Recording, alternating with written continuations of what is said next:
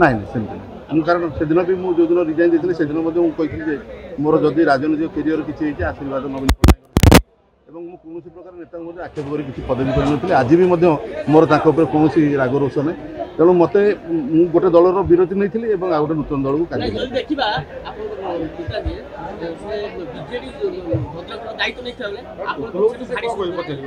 ନାଇଁ ନାଇଁ ଭାଡ଼ି କେଉଁ ଦଳର କେବେ ଶୂନ ହୋଇନଥାଏ। ନିଶ୍ଚିତ ଭାଡ଼ିରେ ଆହୁରି ବହୁତ ଲୋକ ଅଛନ୍ତି। ତେଣୁ ଆମର ଚେଷ୍ଟା ରହିବ ଶୂନ କରିବା ପାଇଁ। ନା ଦିନ ନୁହଁ ପରିଶ୍ରମ କରିବାକୁ ପଡ଼ିବ। ଲୋକ ସେତିକି ପର୍ଯ୍ୟନ୍ତ ଆମର ବିଶ୍ୱାସ ଆଣିବାକୁ ପଡ଼ିବ ଯେ ଆମେ ତୁମ ପାଇଁ କାମ କରିପାରିବୁ। କେଉଁ ଜାଗାରେ ମୋର ଯେତିକି ଜାଣିବାର ଅଛି କୌଣସି ଦଳ କେଉଁଠି ବି କେବେ ଶୂନ ହୁଏନି ଏବଂ ସମୟ ଅନୁସାରେ ସେ ପୁଣି ଉପରକୁ ଆସେ ତଳକୁ ଯାଏ। ଗଡ଼ ଭୁଷୁଡ଼ିବ ବୋଲି କହିପାରିବି ନା। ସମସ୍ତ ମତାମତ ଭାଇ ଆଜି ଆପଣଙ୍କ ସହିତ କେତେ ଜଣ ସମିତି ସଭ୍ୟ ସରପଞ୍ଚ ମିଶିଲେ? 30-40 ଜଣ ଆସୁଛନ୍ତି।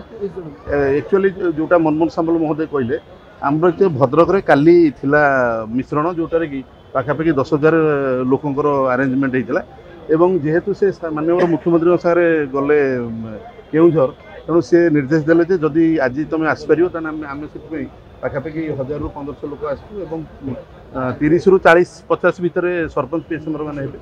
ତେଣୁ ଆଗାମୀ ଦିନରେ ନିଶ୍ଚିତ ଭାବରେ ଯେତେବେଳେ ଆମେ ବ୍ଲକ ୱାଇଜ୍ କରିବୁ ମୋର ଆଶା ନେତୃତ୍ୱ ମନମୋହନ ସାମଲଙ୍କୁ ଦେଖି ପ୍ରାୟ ସମସ୍ତେ ଯେଉଁ ଦଳରେ ଅଛନ୍ତି ସେମାନେ ମଧ୍ୟ ମୁଁ ତ ଏବେ ବିଜେପିର କାର୍ଯ୍ୟ ହିଁ କରୁଛି।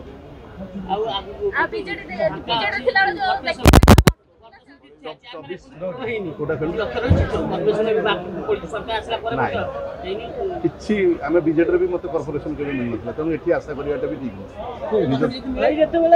ଶୁଣନ୍ତୁ ଯଦି ମିଳେ ବୋଲି ତ ତାର କିଛି ଇଏ ନାହିଁ ଅନଲିମିଟେଡ ସେ ଜିନିଷ ଯଦି ମିଳେ ଧରିବୁ କହିଲେ ଆପଣ ସାଧାରଣ ଶୁଣନ୍ତୁ ଆପଣମାନେ ମଧ୍ୟ ଗୁଣିଜ୍ଞାନୀ ସମସ୍ତେ ଅଛନ୍ତି।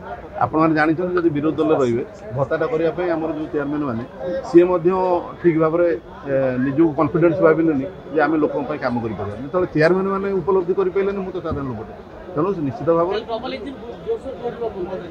ଦୌଡ଼ିବ ବୋଲି ଆଶା। କାରଣ ଆମର ତ ସେଇଠି ଆମର ସବୁଠୁ ପାୱାରଫୁଲ୍ ମନ୍ତ୍ରୀ ଆମର ସେଇଠି ପାୱାରଫୁଲ୍ ସଭାପତି ସେଇଠି ତେଣୁ ଆମେ ଆଶା କରୁଛୁ ଯେତେବେଳେ କ୍ୟାବିନେଟ୍ ଏବଂ ସଂଗଠନ ଦୁଇ ମୁଖ୍ୟ ଆମର ସେଇଠି ଅଛନ୍ତି ମୁଁ ନିଶ୍ଚିତ ଭାବରେ ଆଶା କରିବି ତାଙ୍କ ସାଙ୍ଗରେ। କାରଣ ମୁଁ ତ ଯେଉଁ କହିଲେ 2003ରୁ ମୁଁ ମେଣ୍ଟରରେ ଥିଲି ଏବଂ ଚେୟାରମ୍ୟାନ୍ ମଧ୍ୟ ଥିଲି ସେଥିରେ ବିଜେପିର ମଧ୍ୟ ଭାଇସ୍ ଚେୟାରମ୍ୟାନ୍ ଥିଲେ ମୁଁ ମଧ୍ୟ ଚେୟାରମ୍ୟାନ୍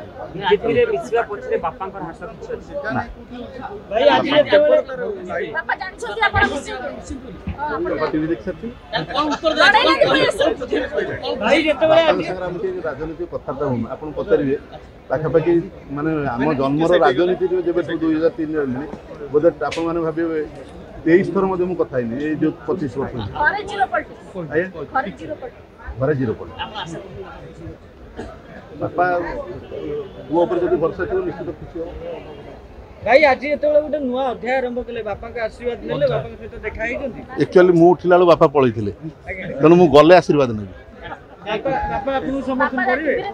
ଆଶୀର୍ବାଦ ପୁଅକୁ ଆଶୀର୍ବାଦ ଦେବେନି ନିଶ୍ଚିତ ନିଶ୍ଚିତ।